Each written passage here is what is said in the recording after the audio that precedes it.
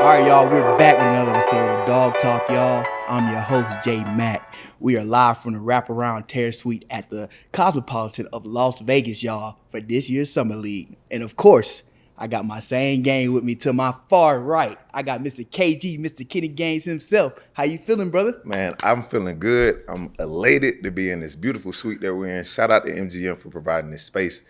It's awesome, and it smells really good too. I wish I could smell it, but you can't. So if you would like to, make sure y'all pull up, holler at the MGM, book the suite, and show some love, man.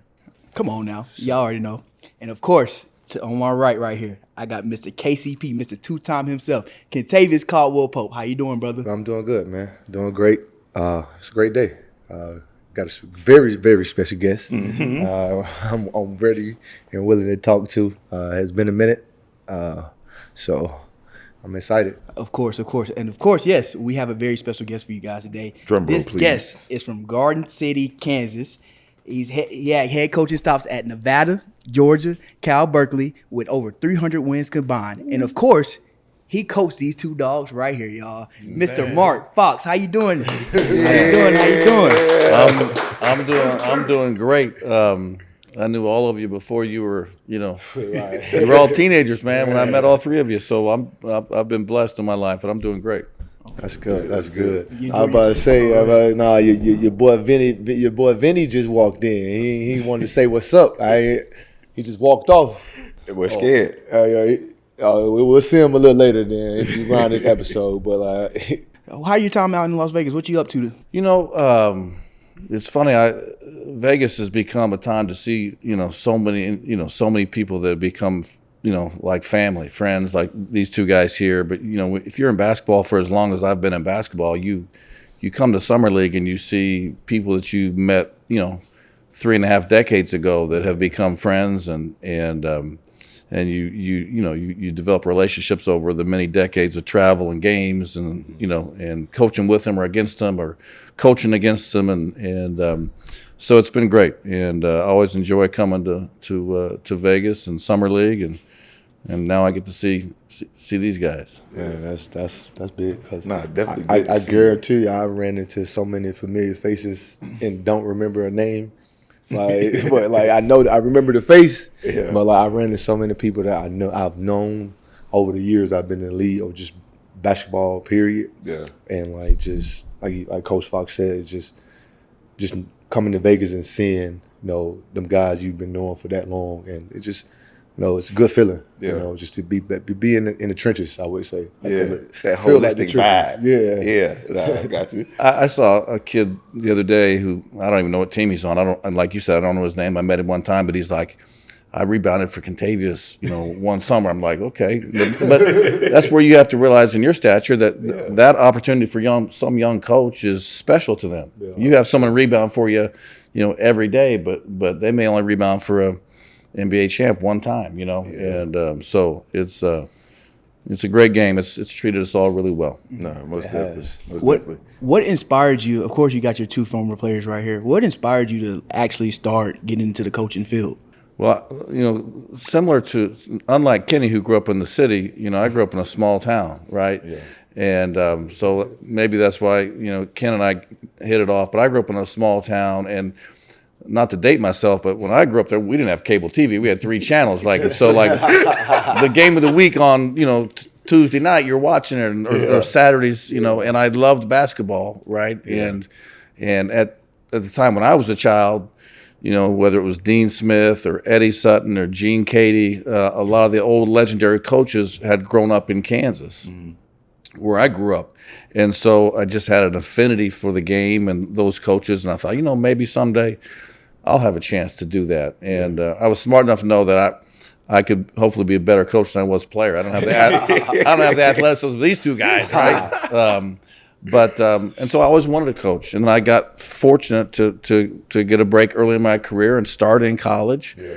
And actually, in my first year, one of the guys I worked with my first year is now the head coach of Kentucky, Mark Pope. Oh, yeah. And so I've been blessed, but I loved it, and I've never felt like I've worked a day in my life. Mm-hmm. It's something I enjoy getting up and going to do every day. Right. And even the bad days, I'd like to say that most people would love to have our problems. Yeah, no, for sure. And so the game's been good, and hopefully it'll continue to be good. You know, you got to treat it the right way, obviously. But definitely. Now, not to date yourself. Now, I know it was only a couple games or a couple channels on TV. Were they colored or not colored? I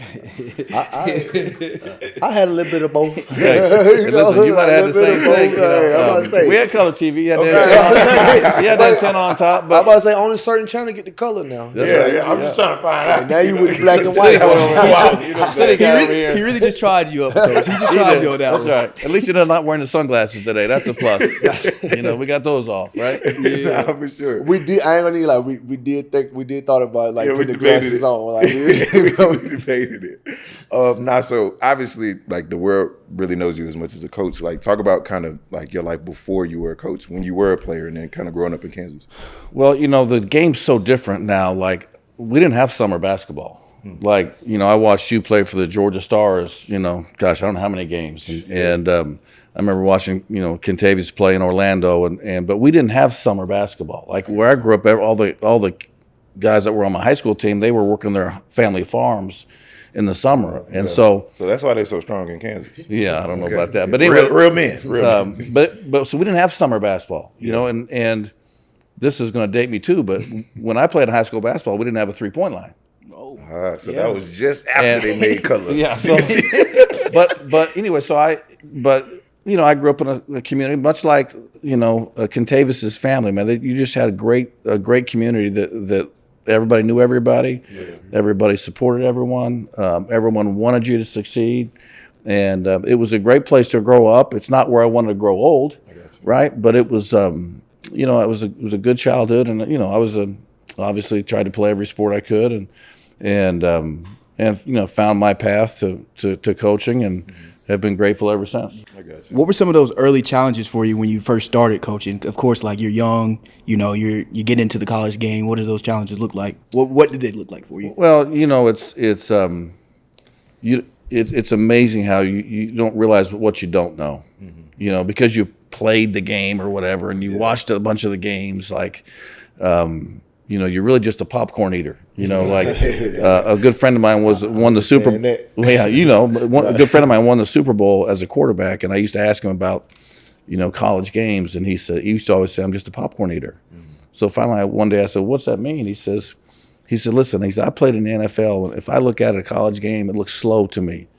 And he says, "And I can read the coverages and pre-snap, and I can see what defense they're in, but." He said, "But I don't know the matchups. I don't know the scouting report. I don't know what the play call is. I don't know what the second play call is." He says, "So really, I just sit there and eat popcorn and enjoy the game because I don't know all those details, right?" And so early in coaching, there's so much that you have to learn, and I'm sure that you know, how many years you've been in the league now, Ken? This is 13. 13. Man. I mean, what you've learned now, you know, it's amazing. Probably your knowledge for the game, your IQ for the game has got to be ridiculous compared to when you started. Yeah. Because the NBA game one is different than the college game, and the NBA game keeps changing, right? And but when you start, you don't know anything, and you're just trying to figure out how to help young people. Yeah. You know, and early on, it's rebounding balls, getting them to play hard, learn the same things that the players are learning, and then just trying to help them, you know, improve. I feel like college is more fast paced than the NBA.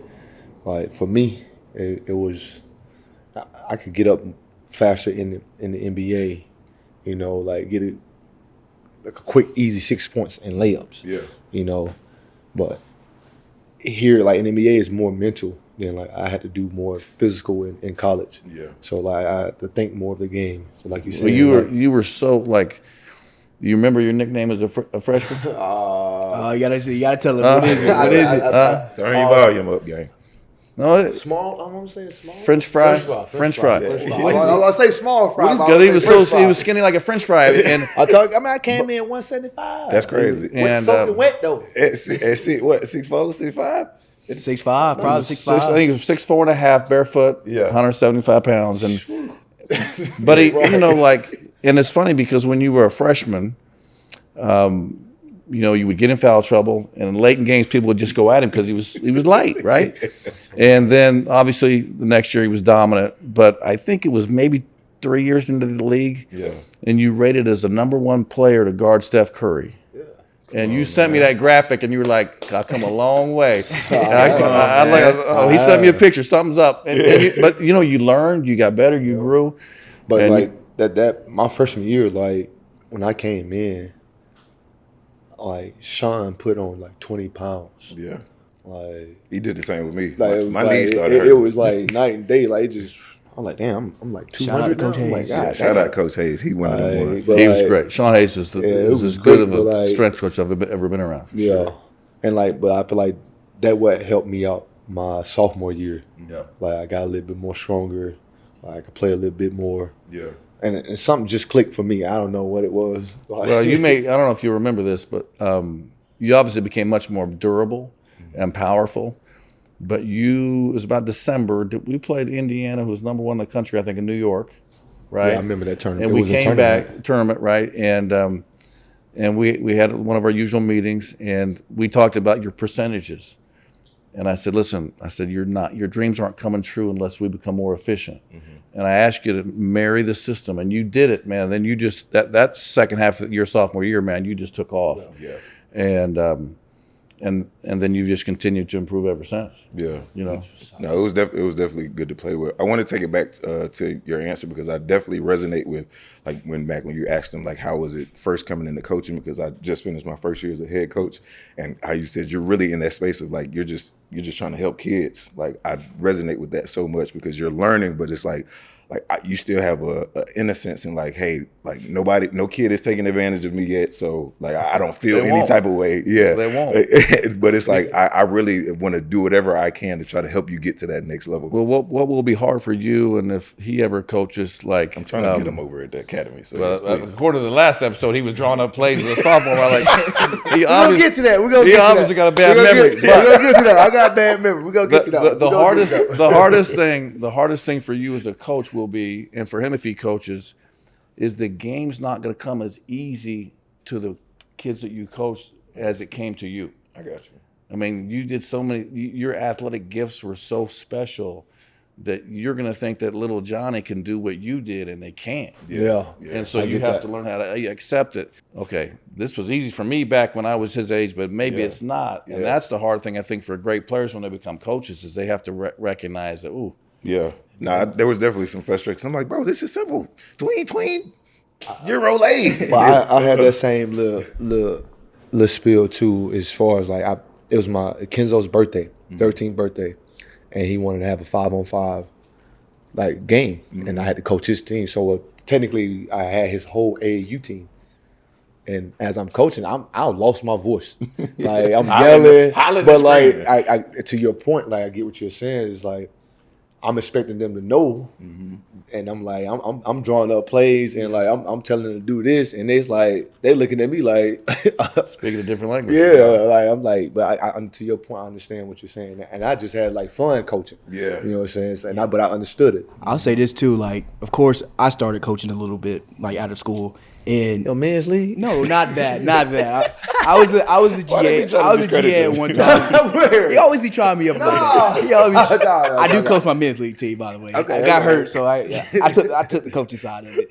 But anyway, I was going to say, so I was a GA, and then I got another job after that. But I just say how you guys are motivated, because it takes a lot to coach, and it takes a lot of just will, just to get up every day and do the same thing. And then it's not a job that has a 9 to 5. It's a job from start to finish. Literally. Like if that film is not broken down, you got to do it. Like you got to have it on your coach's desk. You got to do whatever. So that's what I'm saying. But I think that's where if I do want to get into coaching, to your point. But I think that's where my problem is going to lie, because I don't really know how to do film. I can watch it, you know, but like you'll learn that breaking it down and stuff. It's 2 buttons. But when I'm like watching like film and like when the coaches prepare for us, I'm like, man, that might have to be hard. It's like they put that together and like break it down. That's with the computers. Even the coaches have they have the video guys do the whole film for them, and then they just present it. Yeah. So like it makes it easier now. But like that was my. You'll be able to pick that up. The other key is. Yeah, coaching your team, preparing your team, getting ready to prepare for the other teams, that's all one thing. Right. But if you're coaching like in college, that's not your only responsibility. It's not. Like your mama, your grandmama. Like, hey, I told them we're gonna help them grow up. Yeah. And if you remember the line, like if you don't find the high road in life right now, you're probably not going to find it later. Yeah. And so that takes you got, and you guys joke about, oh, we were on me about this, they're on me about that. Yeah, because you know what? We was trying to get you to find the high road in life, so you be as successful as you've become. How about I said we just had this conversation yesterday on the pod about with Adam. Yeah. The same type of like what college coaches have to deal with as far as like, they got a coach. They got to make sure all the kids are good. Make sure they're doing the right thing. NIL now. Yeah. Well, now NIL, like you probably would have been.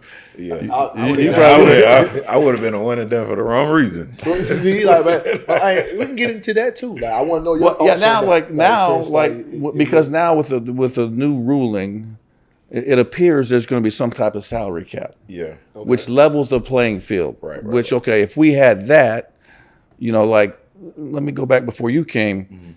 Your freshman year, we could have had Gerald and Dustin at the point, you at the 2, Travis at the 3, Trey at the 4, and I was my freshman. I was looking forward to that. Yeah, it was going to be, but those guys obviously, we would have had a team talented enough to go to a Final Four. Yeah, those guys did the right thing for them. They went pro, so then we got really young, but.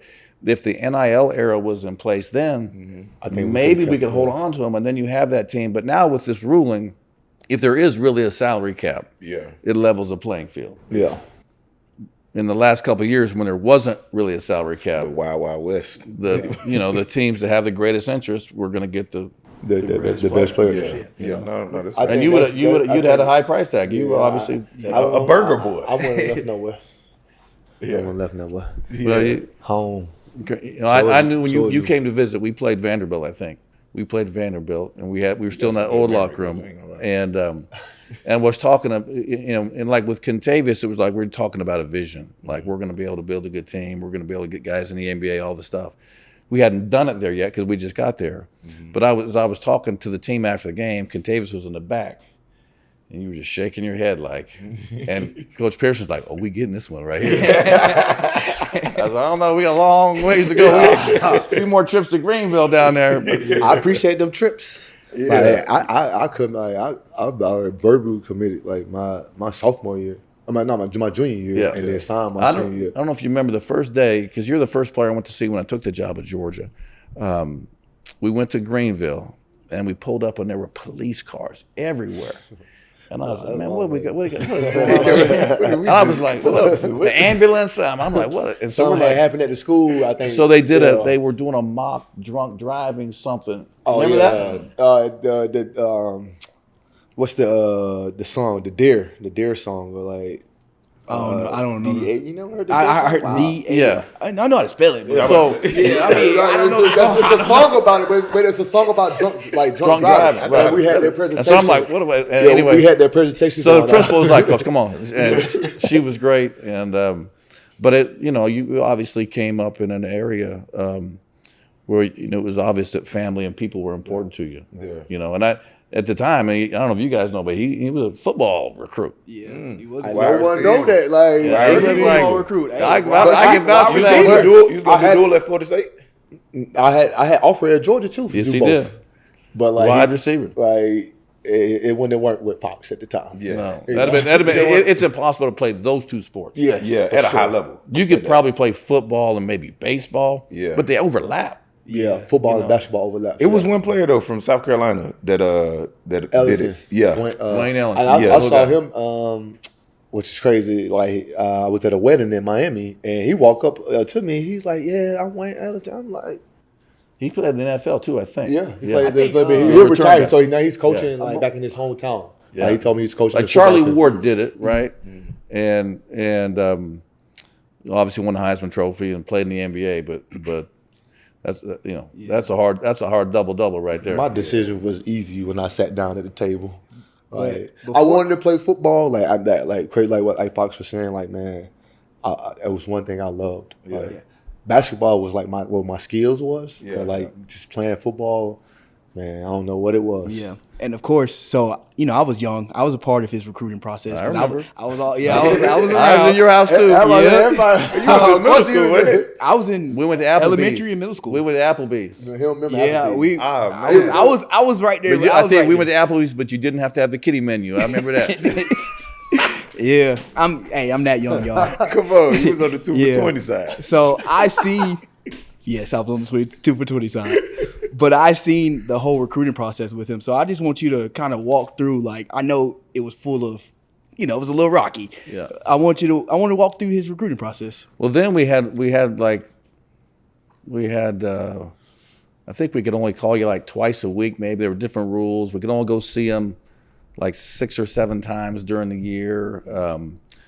I went and watched you play a tournament, and I think you had 28. 20 to 30, the tournament was in Atlanta. I don't think you were cherry picking like crazy. And I was like, wow, the dude can score, but we got to get him to the other end. Which and you got a big bank account now because what you can do.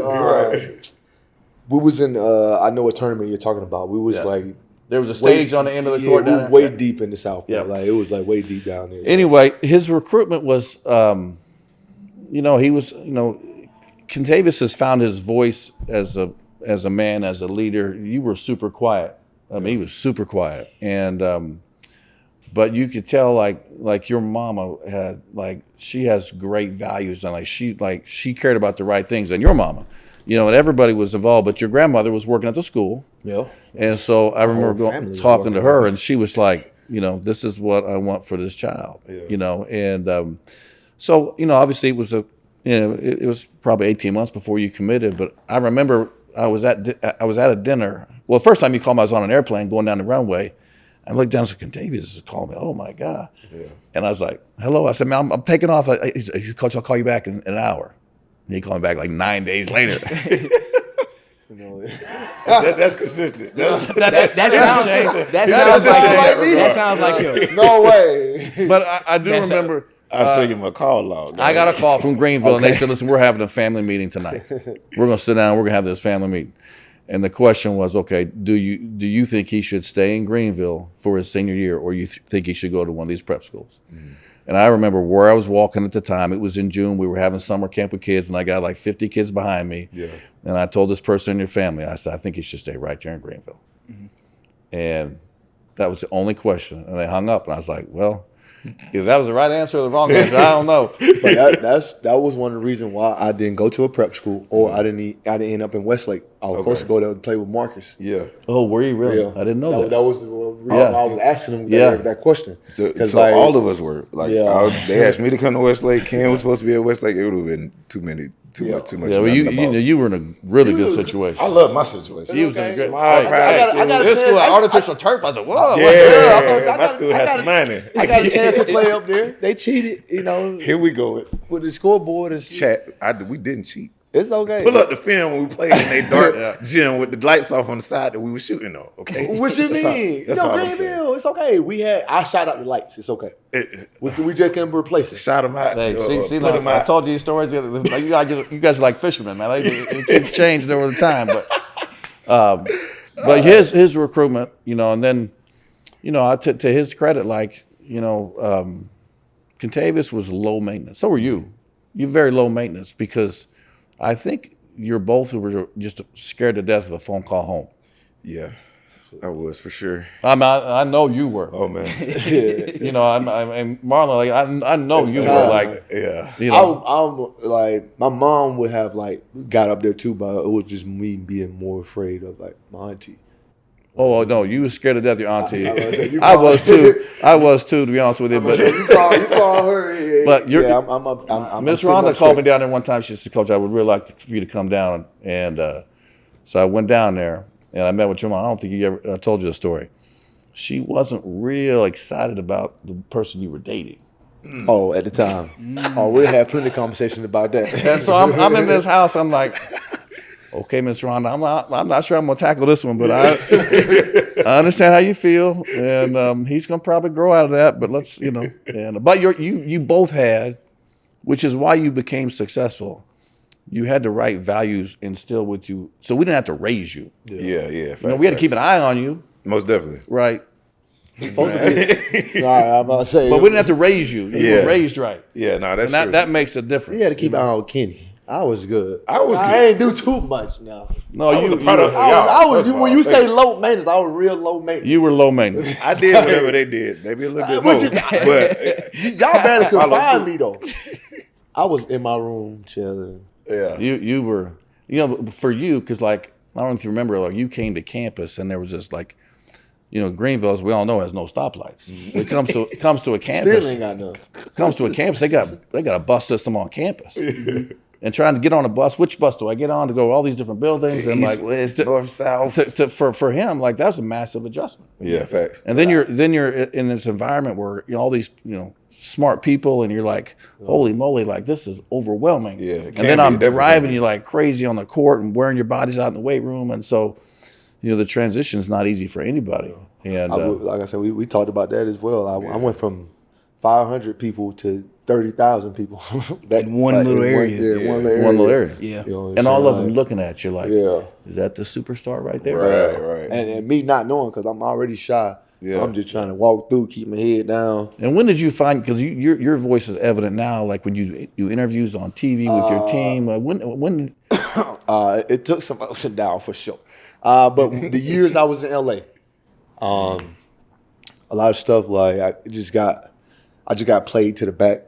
You know, a lot of stuff like like I said, like that championship would have been, wouldn't happen if it wasn't like a lot like for me, in my play. Yeah. And I felt like a lot of stuff like was downplayed, and like I felt like in there, like I just wanted to get out of being shy. I feel like nobody knew me outside of basketball. Like I like to talk. I talk to you. Yeah. so you found your voice, Like I said, yeah. I'm pretty fun to hang around. Like I ain't no And dull is. person. So like, Yeah. but I talk to you. You talk to me.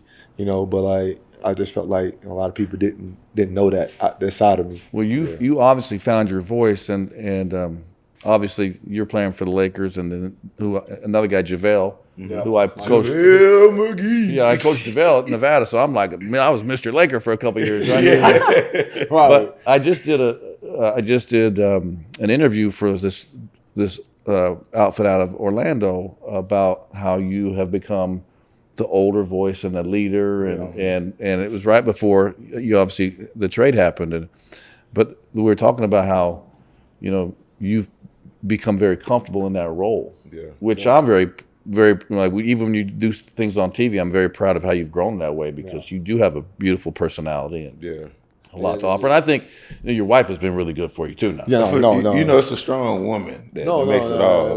For sure. Like, Do it. a lot of We all can stuff. attest. Like she's helped me out with, like especially like being a lot more vocal. Because like that's her personality.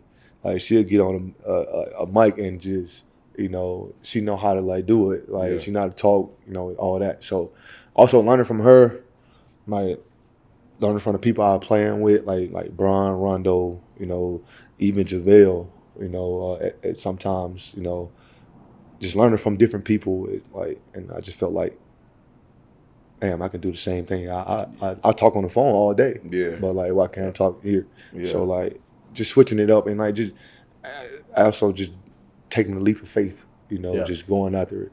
So, Would you have You ever, could always talk. I was gonna say, would you have ever expected you go to Greenville back in 2009, 2010? Would you ever expect him to do a podcast?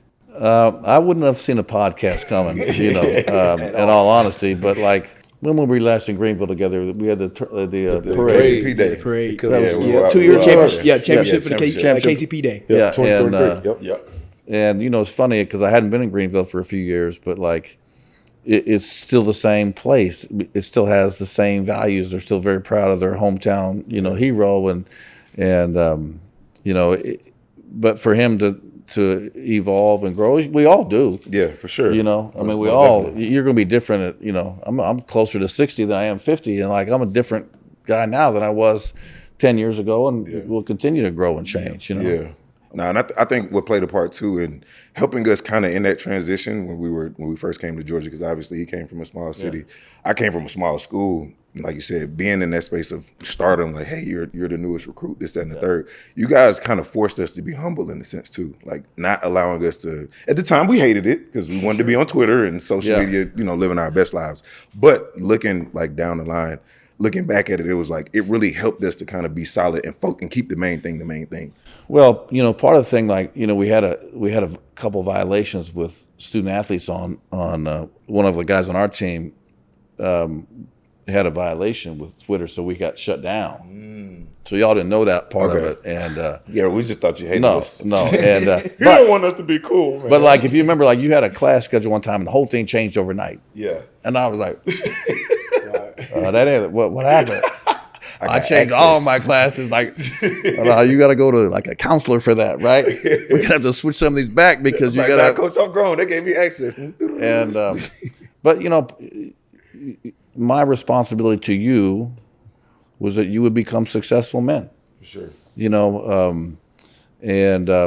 Whatever path that leads, like the graduation rate when I took the job at Georgia was 9%.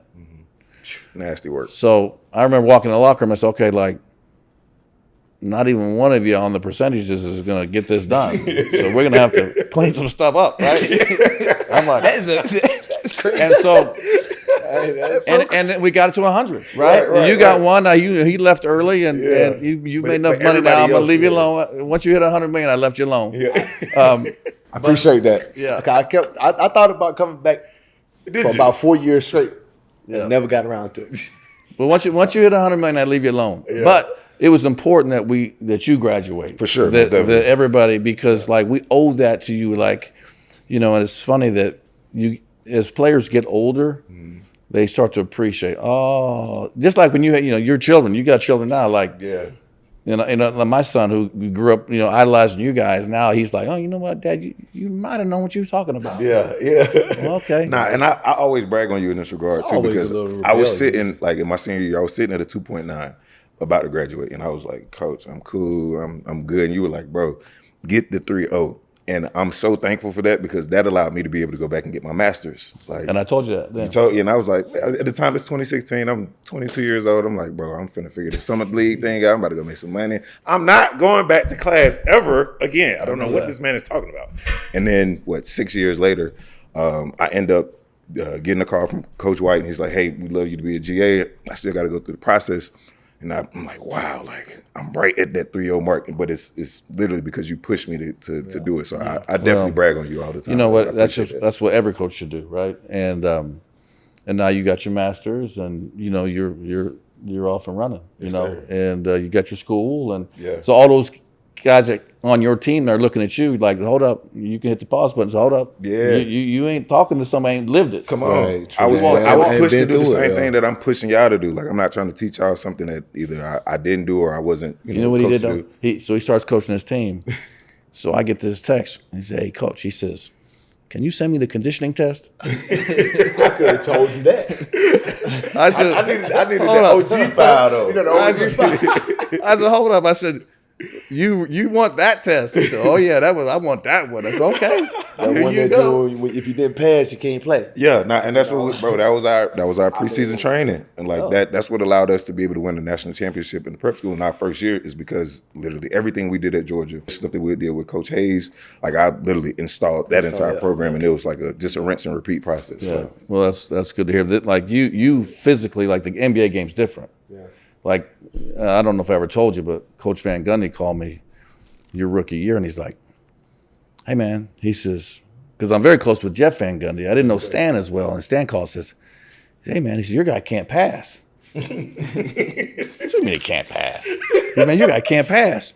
So as we were talking, I said, dang, Coach, you know what? He goes, what? I go, I never told him to pass. I just told him to shoot.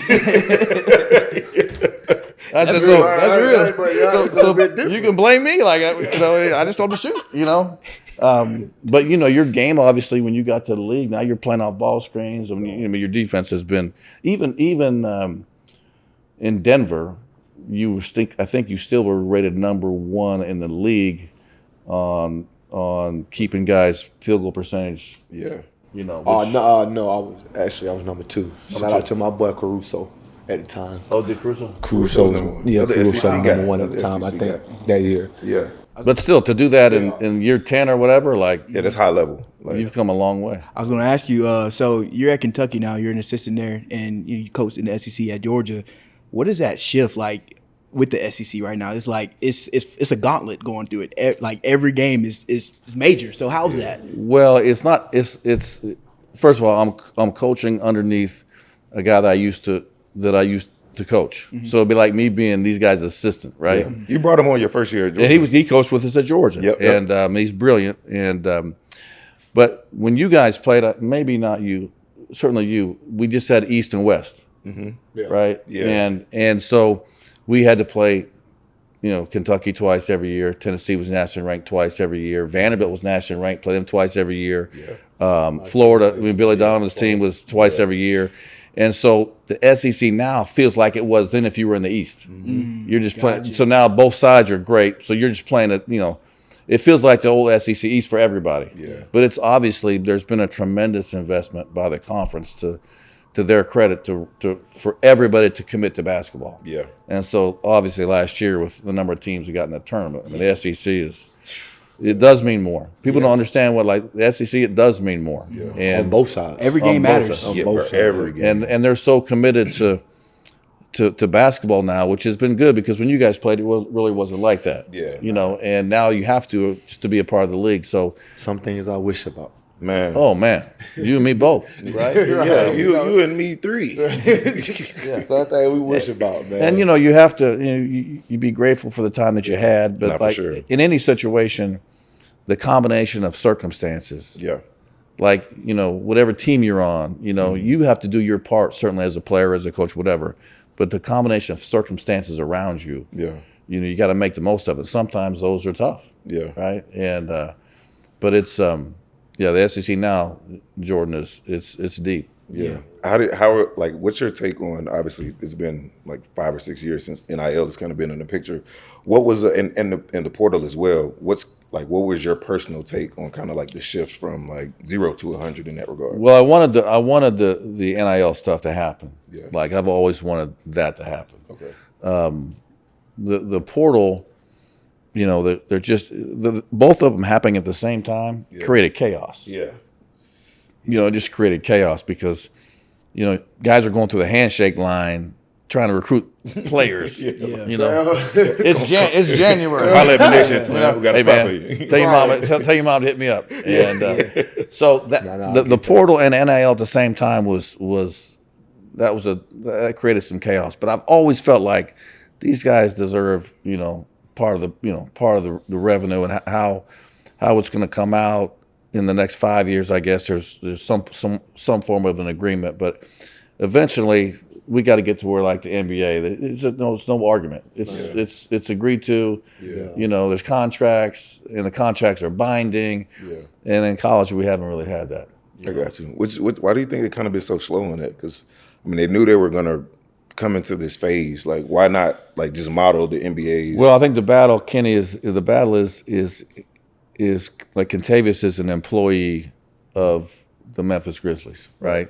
And the battle is, are we going to make college athletes employees? Because as soon as you cross that line, it becomes a whole different ballgame, whether it's insurance and collective bargaining and everything else. So will they? And we're not going to put the toothpaste back in the tube. Yeah. We just got to figure out a way to make sure that it's a healthy experience for everybody, and not like we need the basketball players and football players and those people that generate revenue to get paid, but not at the expense of, your daughter not being able to go participate in sports because we're paying so much over here. Right. We got to be able to make sure that we protect those opportunities for everybody else. So it's not going to probably be settled for a minute, but it's good. I mean, Do you feel like it should be like a front office now? Like, so you guys can actually do your jobs on the court. Do you think it should be like some guys that's higher than you guys and making those? Yeah, I think there's a lot of places that now are hiring GMs. Yeah, we talked about that yesterday. And, they're starting to structure their programs where they have a GM and they have,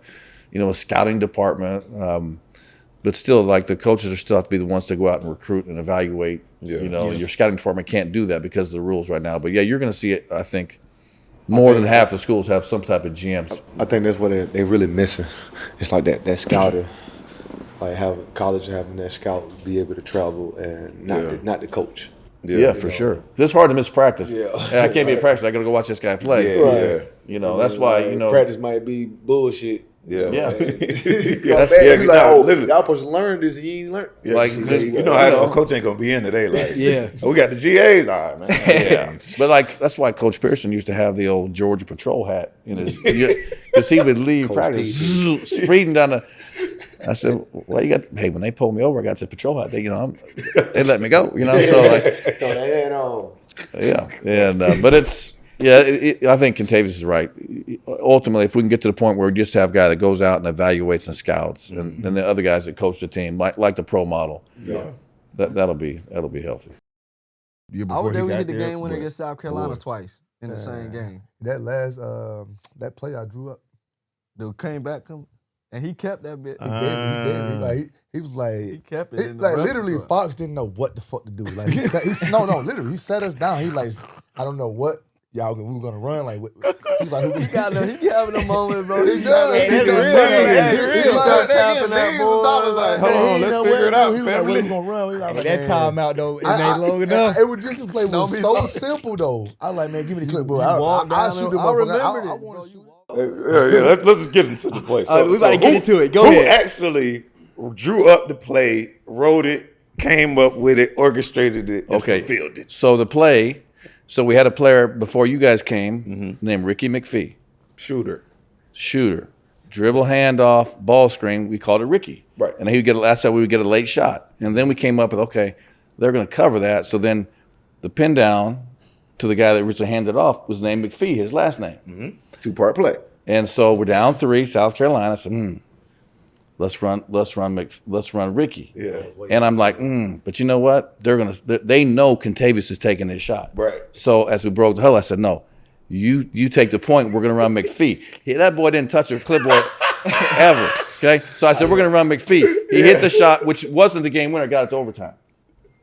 That was overtime. He got it to overtime. Sorry. See, I got a good memory. So he didn't. So for the record, he didn't touch the clipboard. Oh no, he didn't touch the at clipboard all. He didn't give you any advice on what should. My deja vu is crazy.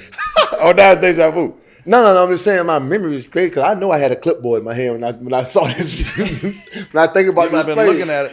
He probably you was looking at the clipboard after you. Okay, Coach so had it right here by you. You probably pointing at it. I'm supposed to He do might that. have held the clipboard. He never held the marker. That's what I think. I probably just looked at the play and but in my vision, I had the clipboard in my hand. But it was a big shot, and you know what? Like I was thinking the other day, like I don't know if you had big shots in this game too, but like you played great against USC at home in the second half. You were dominant. But we had a game at Tennessee. Yeah. And you road win at Tennessee. I think it was our 5th SEC win in a row, maybe. Crazy. But you both made big shots. Remember that game? Which one? At Tennessee. At Tennessee, Yeah, you guys were black. I remember that's the crossover on Jordan McRae. Yeah, I was about to say that's a Jordan McRae in your battle right there. I remember that one. I remember that. I don't remember that one, but I remember that ball going in the basket. I remember that locker room celebration. But it definitely it's. But you know what? I'm proud of all of you, and you know you're. Because I know all 3 of your mothers, right? Yeah. And I know what they wanted for you when you were half the age that you are now. And I know they're proud of you, just like I am. Yeah. Thank you, Coach. Thank you, man. Appreciate you pulling up. Okay, man. Yeah. Thank you, Coach. Thank you. No, that's Appreciate you, big time. Right, George, take us out, man. But yes, thank you, Coach, again, man. Remember, y'all, like, share, subscribe. Find us on all podcast platforms and on YouTube. We at the Cosmopolitan of Las Vegas. J Mac, KCP, KG. We out. Yes, sir.